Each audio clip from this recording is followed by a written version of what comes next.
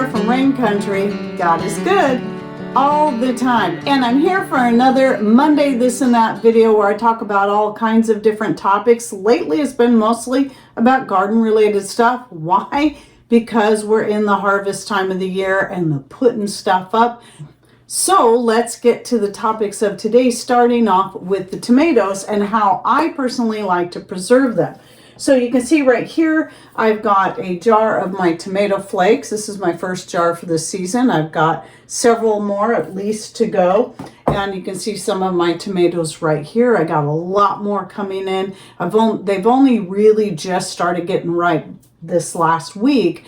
So like everything else in my garden this year, because of our weird summer, mostly cold with a little bit of hot thrown in there now and then, a lot of things are anywhere from 2 weeks to a whole month behind.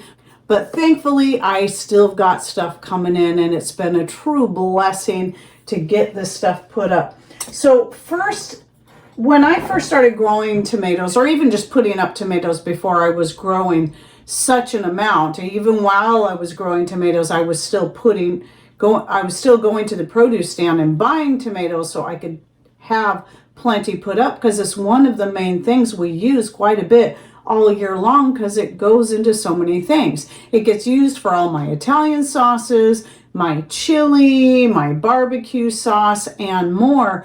So I like to have a lot put up, and I was canning a lot of them. And the way I personally prefer to can them is just to puree them and raw pack and can them. It was quick, it was easy, and they were in the form I wanted for using in the various sauces. I have done dehydrated tomatoes where you cut them up and coat them in a little bit of oil and they stay kind of chewy that way. And I do really like that when I want to have pieces to add to soups and stuff.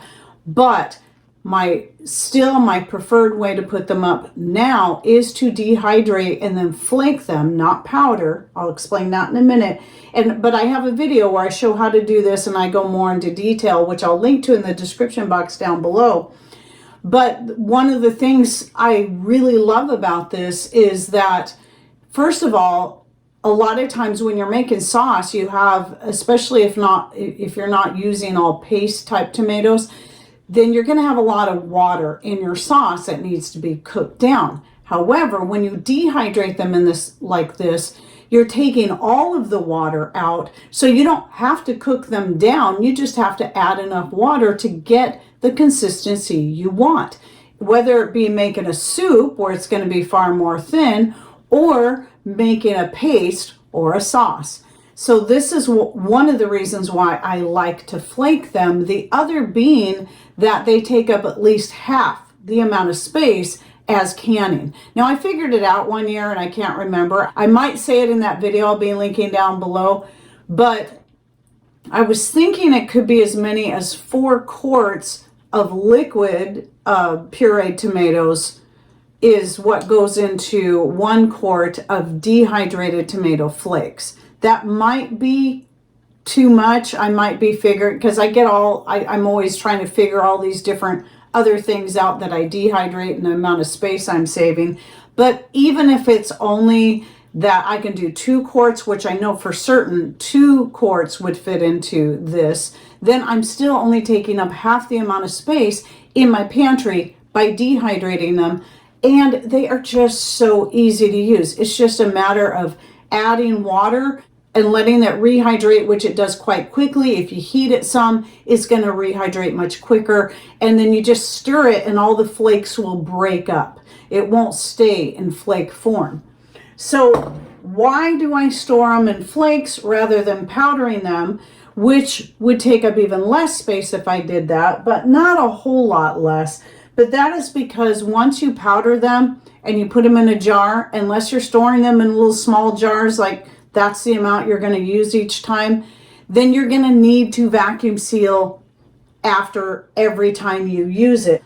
Because dried tomato flakes or powder is one of the worst dehydrated things that for absorbing moisture from the air. And even in an airtight lid, it can still get moisture in there that's going to cause it to turn solid in the jar. Where the flakes might kind of stick together a little bit, they don't turn solid. All you got to do is put a chopstick, a spoon, or a knife down in there and kind of mix it up, and you can easily get the flakes out. So once I've opened a jar of tomato flakes, I don't bother resealing the jar as long as I'm working through it. But I do vacuum seal the jars like I did with this one for storage for long term. And they will keep for many, many years like that. Many years. In fact, I would dare say indefinitely, because that's the way I feel about pretty much all food that's been preserved properly, be it vacuum sealed or canned, that it can keep indefinitely. The worst things that can happen is it can lose some nutrient content over time. All food does. And it can fade in color, which might not make it look so pretty, but usually it will still hold its great flavor. So anyway, again, if you would like to learn more about how I do this and the many uses for them, please check out the video I'll be linking to down below.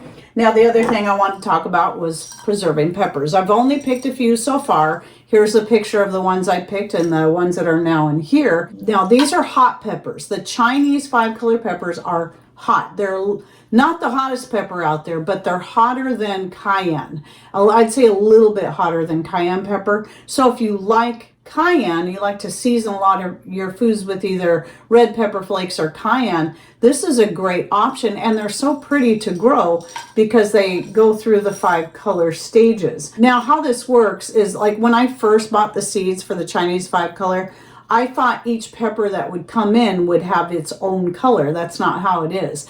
When they first come in, they're the purple color that you see in these images that I'm sharing. That's the color they come in as. They start off with a purple flower, a purple pepper, and then as it matures on the plant, I mean, once it starts to change color, it's already the size it's going to be. You can harvest it at any time, by the way. The heat level is going to be the same regardless. But as it matures on the plant, or even after you pick it, it will, if you leave them out and just let them sit, they will still go through the 5 colors. And it's actually more than 5 if you call the in-between changes, but it goes from purple to cream to yellow to orange, and then red being the final color. I was cutting them and freezing them to add to dishes, but then found I preferred to use it as a powder. And so what I started doing a few years ago was dehydrating them, and I keep them like this until I'm ready to powder them. And then I powder them up and use it just like I would cayenne pepper, in either on or in any dish that I want to spice up. And I personally like the flavor of the Chinese 5-color pepper better than cayenne, even though I've loved cayenne for many, many years. I like this flavor better. It just has a more robust, I don't know how to explain it, maybe a little more of a smoky flavor. I don't know if that's really the right word, but I personally prefer it. But I also just love how they're one of the hot peppers that grows best for me, and they're very beautiful altogether. Now, when you powder them up like this, if you use all 5 colors, you're going to end up with more of an orange colored pepper powder. If you wait until they're all red, then the powder will look the same color as your cayenne pepper. As you can see right here, this is the first one I did where I waited till all the peppers were red. And now I just don't even like doing that, because I like drying them up and then storing them in a jar like this until I'm ready to powder them, and then they just look pretty in the jar like that. So again, this is just a small amount of what's out there. These were just the first ones where I could have all 5 colors, but since everything's so far behind, most of the peppers that are out there right now, they're the bigger ones because they're taller and they can reach higher and get more light in the greenhouse. Most of them are purple, but I have a lot out there, so I'll be able to put up quite a bit. And I still have a lot from previous years, so I'm doing pretty good on the peppers. So anyway, that's how I like to do it. Just dehydrate them. With vegetables, I might go up to 125 degrees. Herbs, I don't dry any higher than 115, but for fruits and vegetables, I sometimes go up to 125, depending on what it is and how big the pieces are. 125 is not going to harm them at all. It's still going to preserve most, if not all, of the nutrients, and it'll dry faster than 115 when you're talking about those things. So while I'm at it, I want to talk about, I've still got a lot of plums to deal with. This is just some of them. And I've canned 14 pint jars so far like this. I'm going to do another 7 today.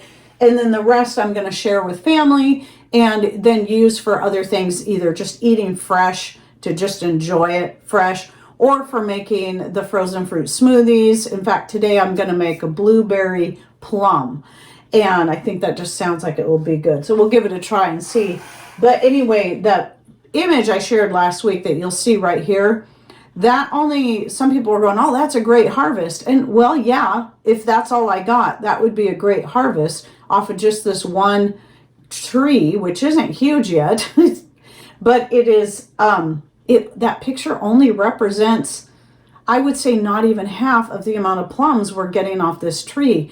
And so it's been a true blessing to get all of these plums. And that was my hope, was not only to have enough to do a bunch of things with, even if I do decide to make another batch of the Asian, the spicy plum sauce, that recipe I think I was talking about last week, which I'll link again in the description box down below.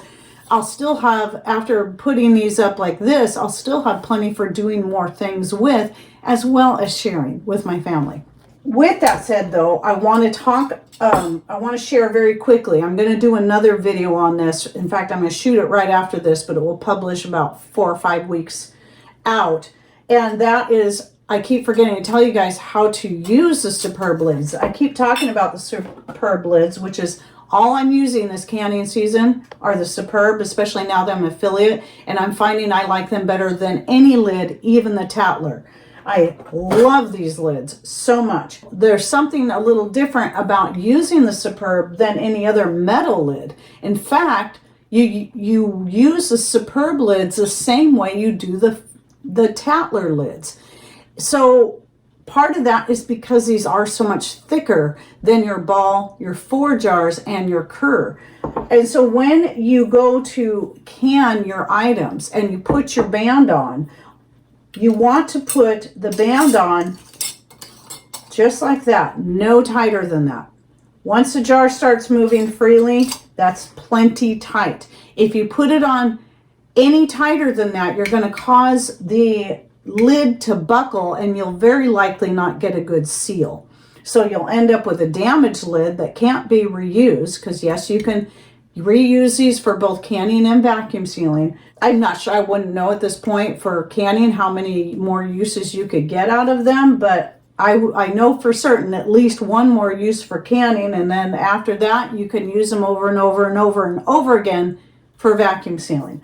But anyway, yeah, so if you want to be able to reuse them, you want to make sure, and you get a good seal, you want to make sure you don't go any tighter than that. If you're cranking them on like that, like we would with other types of lids, you're going to have a lot more failures and a lot more buckled lids. So just wanted to throw that out there. But again, like I said, I got to loosen it back up because it's going to go on the bottom. Like I said, I put the bands back on after washing and everything's fully dry. If the jar is going to be stored on the bottom, and I've got 2 more rows stacked, 1 or 2 more rows stacked on top of it, then I do put the bands on and put them on loosely, so not all of the weight of the other rows are going directly onto the lid. Now, another thing I wanted to talk a little bit about are the beans. So yes, I've been getting my green beans in. I got another batch canned up. I'll probably be canning up another batch tomorrow, and really glad they're coming in a lot faster now. So I'm just so thrilled. Even though they're behind, it does look like I might end up getting the same amount of beans I normally would get, maybe. At least enough. I'll be good. But my purple beans have finally really started putting out, getting, just growing, and I'm so thrilled. And you might have seen the image I posted in the community section or the post section on YouTube or one of my other social media sites. And you can see this was my first picking of the purples. Now, I am still going to save quite a few of those for seed because I feel like I really need some fresh seed to start again next year. But I wanted to answer a couple questions on the purple. Is that if you ever grow, I think any of your colored beans, I know even the dragon tongue beans I grew years ago, same way. When they are cooked or canned, you're going to lose all that color. They're just going to be green. And I'm fine with that. I mean, I was a little disappointed when I first learned that, but hey, they still are a beautiful bean to grow. The purple beans are quite tasty. They've got a smoother outer texture than, let's say, the runner beans that do the best for me. Those kind of, in fact, they're almost like Velcro when I'm picking them. Sometimes I might get my sleeve in the colander or even the tie for my skirt, and then I'll end up with beans stuck on them because it sticks to flannel and to my tie, just like Velcro. But the purple beans are much smoother. So some people, once they're cooked, I don't notice a difference, and I'll eat the green ones fresh. But you know, if you don't like that texture of the runner beans, you might prefer the purple beans. But the purple beans also are ones that typically do pretty good for us. It's just the last couple of years of growing them, they haven't done great because we've had such cold summers. So growing them in a covered area, I tend to do better with them. It used to be I'd grow them all side by side out in the open and they all did great. But anyway, I do really like the purple beans. And just like with the runner beans and pretty much any other bean that you can grow for use as a green bean, the bean inside itself can be a great dry bean as well. And the purple beans are like that. The bean, when it's dry on the inside, is it's definitely smaller than the runner beans, and it is just a tan color. So it would be it's about the size of a pinto bean, maybe a little smaller. So it can be a really great option for using in chilies and other types of dishes like that. So I just wanted to share that with you. So those are my two favorite beans to grow. I'd really like to grow dragon tongue again, but the reason I stopped is because bush beans don't do so great for us, and plus the lower to the ground they stay, the more apt they are to get chewed up by slugs. Also, the space saving of growing runner beans and pole beans just makes sense for us in our small area. I did learn that today, though, that dragon tongue beans do have, and it might be the original variety, I don't know, but they can be a vining bean that could use a trellis, and I'd really like to grow those again because those have a really great flavor and they just look cool when they're fresh. They just, the kind of dark yellow, light greenish with the purple streaks through it. It's pretty cool. So anyway, that's it for my this and that for the week. Hope you enjoyed it. I'm sure I'll have more gardening or food preservation stuff for next week's this and that. So I hope you stick around if you're new to my channel, because I try to keep this kind of content coming out 5 days a week, or stuff similar to being a little more, or anything related to being more self-sufficient and DIY, etc. And any thoughts, ideas you'd like to share, please put them in comments down below. And thanks for watching. Take care and God bless.